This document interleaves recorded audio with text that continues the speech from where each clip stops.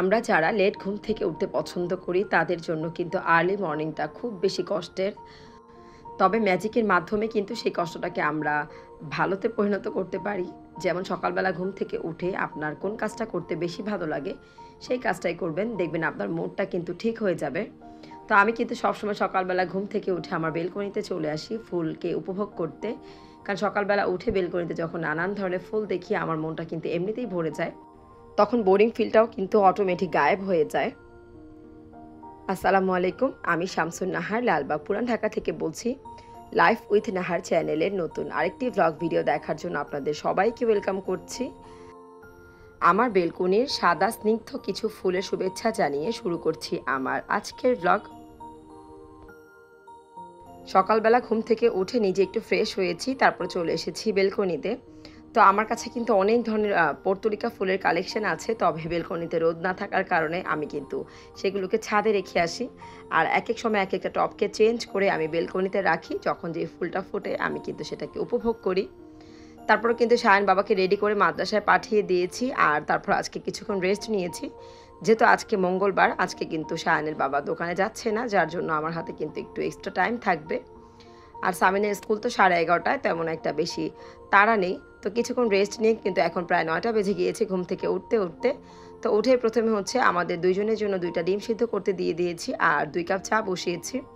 তবে গ্যাসের পরিমাণ এত বেশি কম ছিল, চা বসিয়ে দিয়ে অলরেডি কিন্তু আমি আমার ডাইনিং টেবিলটাকে ক্লিন করে ফেলেছি।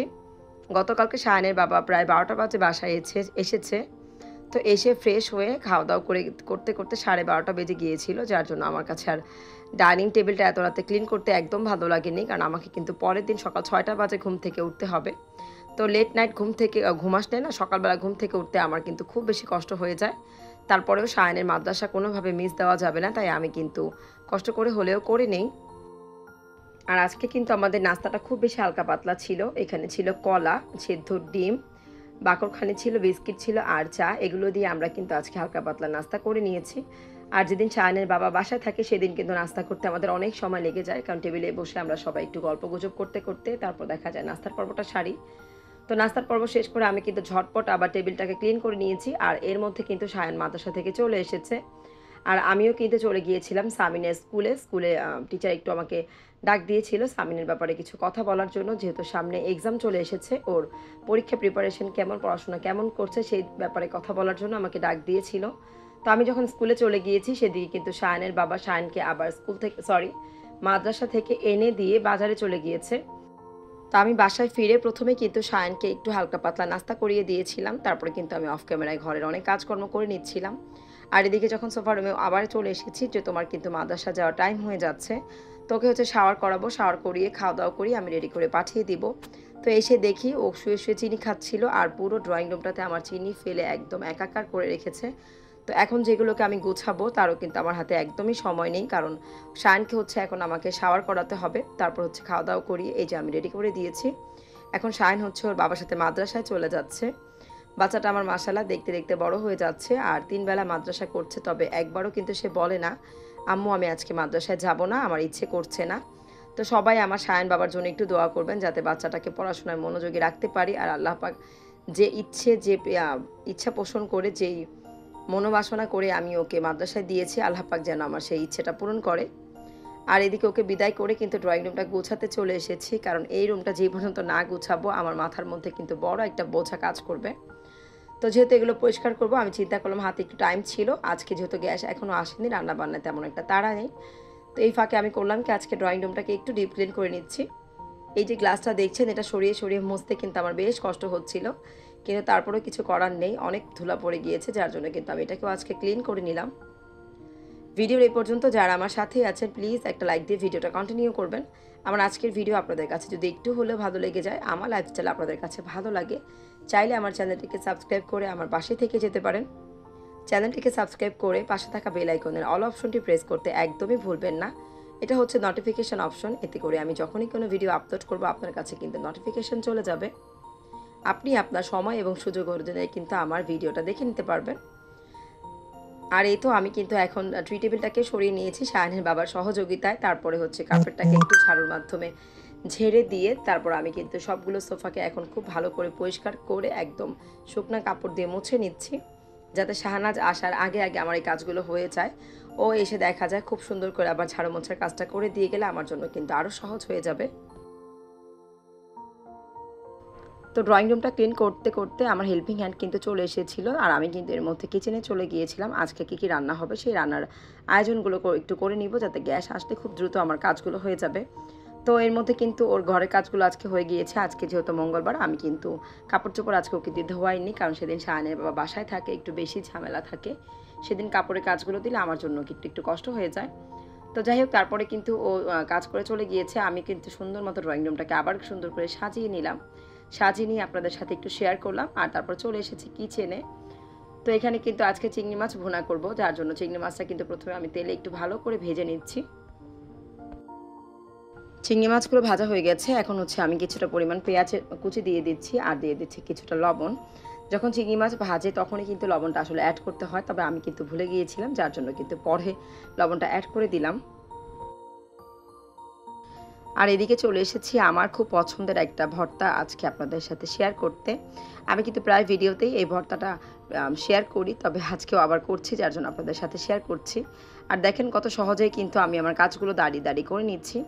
মিষ্টি কুমড়ের যে ছোলাগুলো সেগুলোকে ভর্তা করব, যার জন্য কিন্তু ছোলাগুলোকে খুব ভালো করে পরিষ্কার করে আমি হাত দিয়ে ভেঙে ছোট ছোট টুকরো করে দিচ্ছি, যাতে করে ভাজতে আমার সুবিধা হয়ে যায়। তারপর দিয়ে দিয়েছি কিছুটা পরিমাণ রসুন, আর হচ্ছে কয়েকটা লাল কাঁচামরিচ। আর এগুলোকে আমি এখন একটা প্যানে ভেজে নিব।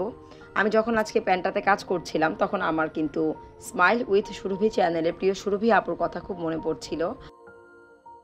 আপুর গত ভিডিওতে দেখেছি আপু কিন্তু এই ধরনের একটা প্যান আমাদের সাথে শেয়ার করেছে, যেটা কিনা খুব অল্পতেই পোড়া ভাবটা চলে আসে।